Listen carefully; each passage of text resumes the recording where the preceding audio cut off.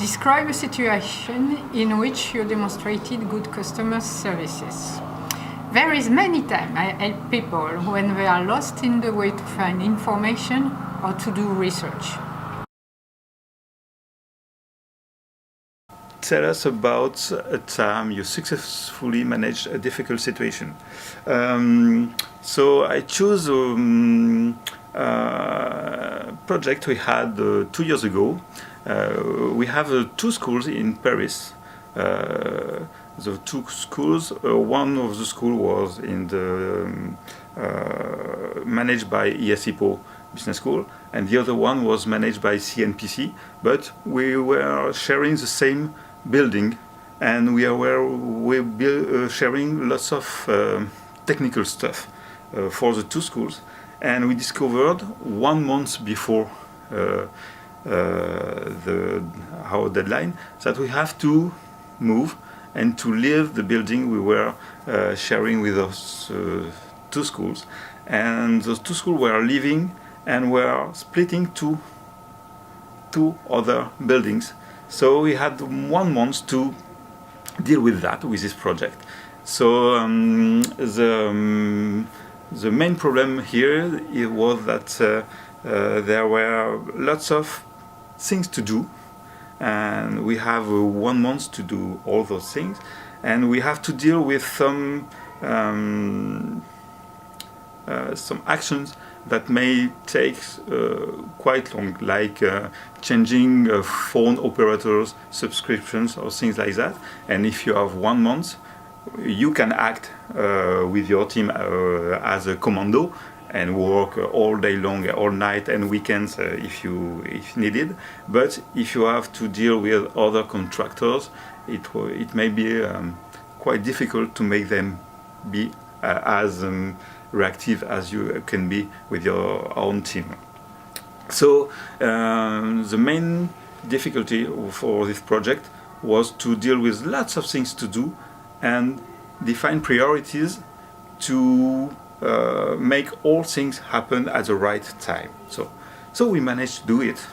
It was quite hard, but we managed to do it. Describe a situation in which you took a risk. What were the results? I would like to say that each project is a risk in itself, and I like to take risk because when you've got a high level of certainty, you've got also a high level of opportunities. So I don't like when I'm not taking risk. That's the contrary of normal people in France. So I think that risk belongs to the entrepreneurship. If you want to develop new things, by definition, you will be obliged to take some risk. And if there is no risk, it means it's not important. What is your biggest achievement? This is not easy to answer, because I'm still alive and I'm still doing many things. Actually, I hope my biggest achievement will come soon. Anyway, I could say that my biggest achievement is an old action. When I was a student, I published a book translated in 3 languages, French, German and English. It was not so important, but I'm still proud of this souvenir, because I was young and inexperienced. As a student, it was not so common to publish a book. Actually, I managed thanks to experts and editors. Rather than leave me alone with this challenge, they gave me a chance to share their experience. What are your strengths? My business area is administration in a business school. So to be successful, I need to be very well organized, to adapt myself to any situation, and know how to interact with the different services of the school. Today I'm a teacher, so I need to know my subject. I need to be able to communicate in English about English, but I also really need to listen to different people, clients, students, and find out how they want to learn.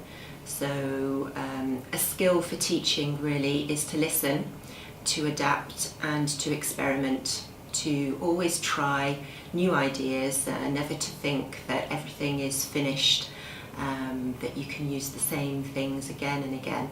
You need to really have that sense of adaptability. How do you handle stress?